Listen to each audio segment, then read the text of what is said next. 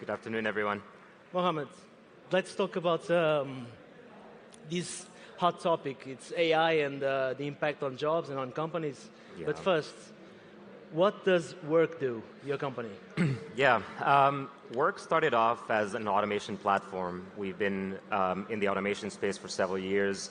I think that there's a lot of need for organizations to figure out ways of easily automating their business processes. And so what we've done is, instead of giving you a piece of software that you have to customize for every process, our thesis was, what if we could pre-build micro software bots that replicate individual steps in a process and build this massive library of pre-built, pre-configured automations that you can combine together towards creating an end-to-end solution. So Work basically automates your day-to-day office tasks by combining API connectors, AI, regular bots, and then we also add a little human component for some of these tasks that need to still be done manually, all in one box. So do you still have a team working with you, or you work alone? Yeah, I think it's been really interesting because as you spend a lot of time in the automation space and with companies, you realize there's this very odd disconnect in that companies want to obviously automate as many of their processes as possible, but that's very incompatible with humans, right? Like, you need people to do the work, but then the bots are taking over. So it's a very confusing time right now, especially with the rise of AI. Where is this all going? And I think that's the part that's becoming really interesting to explore. So how about the impact on companies? This has a huge impact. I mean, Yeah. Changing from a workforce based on humans for a workforce based on bots. Yeah. So It's terrifying, honestly. Having been in this space for years, one of the things that we often talk about with our clients and companies in general that automate is this concept of cost avoidance. How much of the cost that we would have spent on delivering a product or service to our clients can now be avoided by bringing in bots. And the cost avoidance basically means we have less human beings doing the work. And so overall, you see now with automation, cost avoidance is through the roof in that companies improving on speed, efficiency, deliverability to clients, pricing, and obviously margins. And so what's happening is there's this big gap that's being created in that companies are growing much faster. They're making way more money than before using automation. Now with AI, that rate will accelerate, but you've probably seen over the course of the last couple of years, the number of people being terminated from companies is increasing and increasing and increasing. So this is the gap that's actually going to create, I think, both an opportunity and a problem. So it's an opportunity for companies to reshape the workforce, reduce costs, reduce the probability of error, so it's more accurate. But how about people? Because these people don't have anything to do rather than exist, because they will not have a place to go to work anymore. Yeah. And in the last few years, a lot of countries are talking about universal income because of this, and this is like picking up. What's your opinion about this?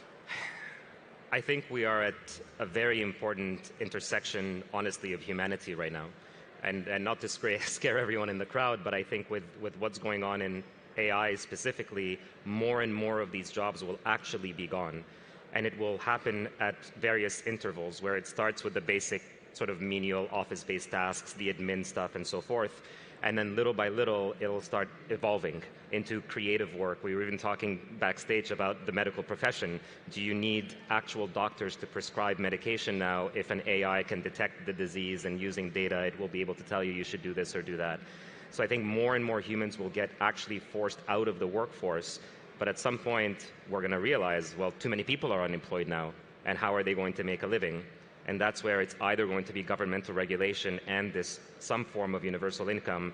And like we were speaking earlier, we've had this experiment a little bit in Canada, where I live, during COVID, where the government basically paid everyone to stay at home for almost 2 years. And for us, at least my view of it was a failed experiment, in that people just stayed at home and did nothing, and so no innovation, no creation, they lost touch with each other. But that could also be because of the lockdown. So either it'll be that, or it will force us as a society to come together and decide we've got to do something about this. Yes, but that means that countries must agree. They all have to push towards this regulation. do you think it's feasible that all countries in the world agree on something? There's no chance.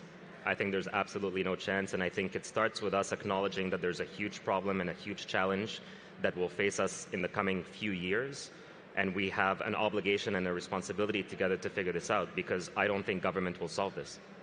But how does the technologist wakes up in the morning and says, no, today I'm not going to push this any further because, well, we are not prepared. You are a technologist. It's not supposed for you to just stop what you're supposed to do. Yeah. Look, so in addition to running my company, I also work with a number of venture capital funds, and the cycle of money is starting to become interesting in that we are now starting to see money flow a lot more into businesses that have a societal impact, that actually value human in a different sense. And I think, and I hope that one of the things that we will see is we will stop valuing human input or work based on time and actually based on outputs. And so I think that that's it. Like for me, it starts with that, and our responsibility as technologists is to change. I pay humans based on them giving me 40 hours a week, to let me pay them based on the outcome that I can use to sell. You know, I don't have all the answers for sure, but I think this is the conversation that needs to happen now, and we need to use this opportunity to make a huge shift in the direction in which society is going.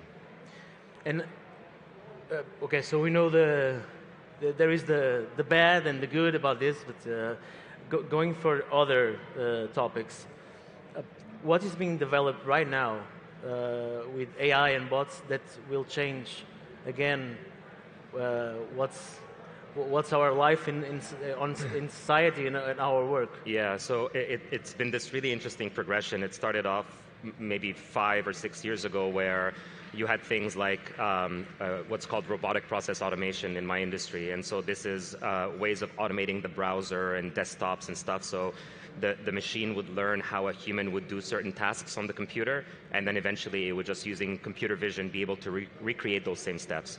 And so that did things like it helped with customer service, with the creation of documents, for instance. Now we're starting to see that move into how communication is happening inside of companies. Those chatbots are actually, it used to be sort of dumb. They're no longer dumb chatbots. It's so good at pretending to be a human that you have no idea that you're talking to a machine or a human. So I think that we're sort of at the age now where, again, like I said, the basic stuff has been done. So you're going to see less and less people in customer service, less and less people producing sort of documents or reports or these types of things that get exchanged between clients. Now we're entering the age of creativity being taken away, because you can now use AI bots to give you content, for example, right? Or to produce slide decks for you, or to start coming up with marketing ad campaigns. And so the next piece now becomes what's called AGI, right? General intelligence in AI, where now it can start to create strategies and execute on them. And that's the part that becomes really, really dangerous, because then when you remove the one big thing that we have, which is our creativity, and put that into a machine, then what are we doing then? Yeah, that's something. What are we doing? Yeah. Right? So, and in a world where AI takes our place, what should we do? I mean, should we be focusing on premium services where you have human contact? At least this is a theme. A lot of people talk about this. Like, you have regular services that everyone needs, and you have specific ones that you can actually talk to a human. Yeah. That's where we are right now. Yeah. But this is a very small amount of the workforce. Yeah. So I think we are coming back to the initial question. So people are staying at home. Mm-hmm. Do they need to find other jobs? And the actual workforce we have in companies today, they can learn how to live with AI. They will learn. They are learning now, but in the next few years, they will not be needed anymore. Yeah, so I think it'll get a lot worse before it has an opportunity of becoming significantly better. And I'm hopeful that the future will be significantly better, because we have this great opportunity to switch directions. And so my hope again here is, I think people will get displaced out of the workforce. This is going to happen. It's already happening. Maybe the pace will accelerate with the AI agents coming out. So for those of you who are not aware, OpenAI a couple of weeks ago released their custom GPTs, which now allow you to train the OpenAI engine in a specific vertical or industry. So now it becomes very knowledgeable into, automotive marketing, for instance, or something, and then it can start creating that. So all of these people that will get displaced out of the workforce are now going to go into the world and say, okay, well, what can I do? So I think predominantly you're going to see a massive influx into gig economy workers, right? So Uber being the simplest example, but I think we're going to see more and more of these transactional types of services where the only way people are going to make a living is by, doing these sort of transactional types of gig type of work. And then a percentage of people will then use this opportunity to just go and create, to launch new businesses, try to use AI to sell products and services. But at some point, I think we're going to see a shift in the amount of liquidity and money free-flowing between humans, because now so many people are out of work and either their income will decrease or it will shift around. And that's when we're going to have a big problem. And that big problem then becomes, how do you monetize and revalue currency? And my hope here is that that's when digital currency and cryptocurrencies in general actually become a bit more mainstream, because then we can either tokenize our own value or not our time, but our commodity. So I know I'm giving sort of like very generic, because the reality is I just don't know, guys, right? But I think there is this chance right now for us to use this forum, our technologies, to admit that there's a problem that we will face very, very soon, and start to figure out ways of sort of increasing the value of human time, because I think this is what we will monetize. It is this human connection. The fact that I know you, you know me, how can we create together? How can we sell this to other people? Frankly, I don't know how it will work, but that's I think, the direction that we need to move in. So we have quite an audience here. I just want to ask our audience, who thinks his job can be replaced by AI? Well, not a lot of people. Is this an optimistic audience or a realistic one? I mean, I would just invite you all to go, if you haven't already, but go and actually engage with some of the AIs that are available publicly in the market today. Give it a shot and see if it's actually capable of producing things that you didn't think that it was doing. Try and talk to it like it is a human. And we have this thing, humans anthropologize everything. We think we can take a machine and actually turn it into a him or her or whatever.